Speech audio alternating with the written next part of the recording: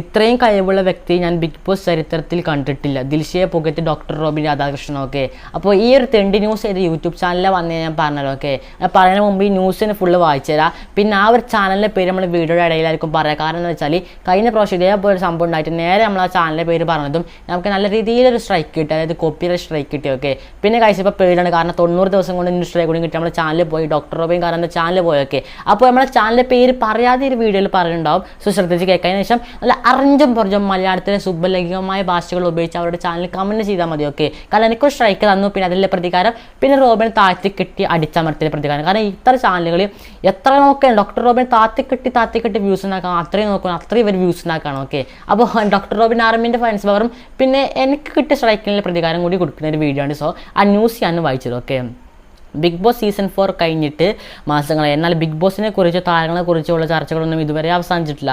താരങ്ങൾക്കിടയിലെ വഴക്കുകളും തുടരുന്നുണ്ട്. സുഹൃത്തുക്കളായിരുന്നവർ പിരിയുകയും പിരിയുന്നവർ ഒരുമിച്ചിരിക്കുകയൊക്കെ ശേഷം സാക്ഷ്യം വഹിച്ചു. തങ്ങളുടെ ഇഷ്ടതാരത്തിന് വേണ്ടി മറ്റു താരങ്ങളെ സൈബർ അറ്റാക്ക് ചെയ്യാനും മടിക്കാതെ ആരാധകർക്ക് ഇപ്പോഴും കുറവ് വന്നിട്ടില്ല.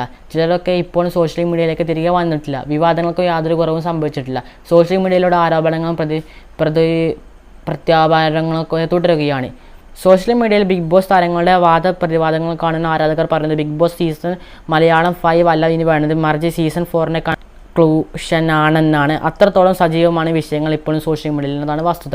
ബിഗ് ബോസ് മലയാളം സീസൺ 4ലെ വിന്നറായിരുന്നു ദിൽഷ പ്രസന്നൻ. എന്നാൽ ദിൽഷയുടെ വിജയം അംഗീകരിക്കാൻ ചിലർക്കൊക്കെ മടിയായിരുന്നു എന്നാണ് വസ്തുത. ഇതേ തുടർന്ന് സോഷ്യൽ മീഡിയയുടെ നിരന്തര ആക്രമണം നേരിടുകയായി ചെയ്യാറുണ്ട് ദിൽഷ. എങ്കിലാലും ഇതിലൊന്നും തടയാതെ മുന്നോട്ട് പോവുകയാണ് ദിൽഷ പ്രസന്നൻ. ഇപ്പോൾ ദിൽഷ പങ്കുവച്ച ചിത്രങ്ങൾ സോഷ്യൽ മീഡിയയിൽ ശ്രദ്ധ നേടുകയാണ്. വെള്ള ഷർട്ടും ഡെനിം പാൻറ്റും ധരിച്ചുള്ള എൻ്റെ ചിത്രങ്ങളാണ് ദിൽഷ പങ്കുവച്ചിരിക്കുന്നത്.